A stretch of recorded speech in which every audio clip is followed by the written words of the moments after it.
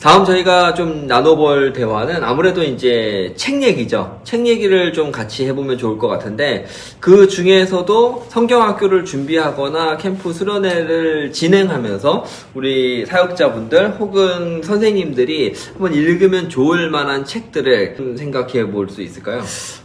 먼저 이 성경학교 수련회 하기 전에 앞서서 조금 어떤 이 영적인 재충전과 관련된 책을 소개하자면요. 파커 팔머가 쓴 가르칠 수 있는 용기라는 책을 추천하고 있습니다. 이것은 이제 가르치는 자의 입장에 있는데 좀 가르치는 일에 좀 지쳐있는 교사들을 다시금 일으켜주고 위로해주고 또 치열을 해줄 수 있는 그런 책이라 생각합니다. 이 책을 읽는 것만으로도 다시 이 가르침에 대한 그런 용기를 얻을 수 있는 책이라 생각을 합니다. 이 영적인 회복과 관련된 책은 마틴 로이드 존스 목사님께서 쓰신 이 영적 침체라는 책을 추천해주고 싶습니다.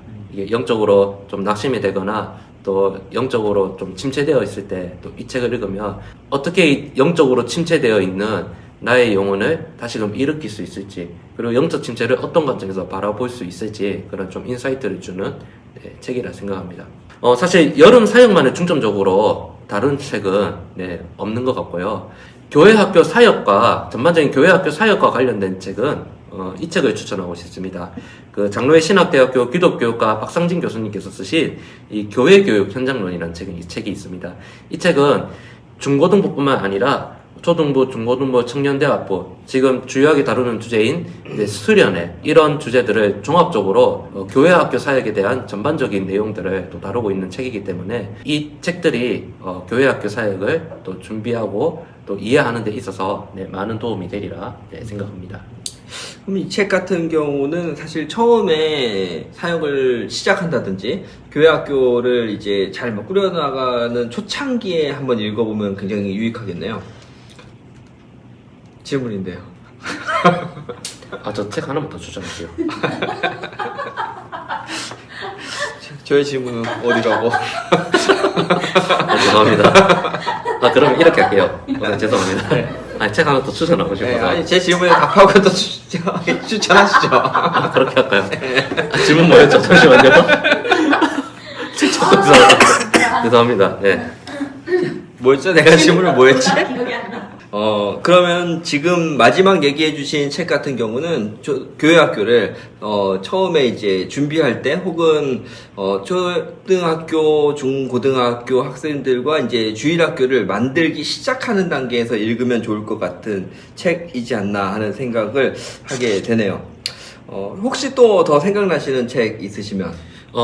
이 교회학교와 관련된 또 교회학교를 이해하는 데 있어서 또 도움이 될 만한 책은 이 헨리에타 미어저가 쓴 이 주일학교의 모든 것이라는 책이 있습니다. 이 책도 마찬가지로 초등부부터 중고등부, 청년대학부에 이르기까지 이 교회학교의 전반적인 사역, 그리고 그 대상들을 어떻게 이해할 것인지, 어떻게 또 사역들을 디자인할 것인지 좀 입문서와 같은 그런 책입니다. 그래서 교회학교 사역하시는 분들한테 분명 또 도움이 되는 책이라 생각을 합니다. 제 경우에는 떠오르는 책이 그 팀 켈러 목사님이 쓰신 방탕한 선지자라고 하는 책 혹시 읽어보셨나요? 읽어보진 않았습니다. 네. 괜히 물어봤네. 일단 거짓말 해야 돼요. 읽어봤습니다. 좋던데. 아니야. 제 경우에는 생각나는 책이 팀 켈러 목사님이 쓰신 방탕한 선지자라고 하는 책인데, 사실 요나서하고 탕자의 비유를 이제 같이 다뤄주는 설교 내용, 이 책의 주 내용입니다.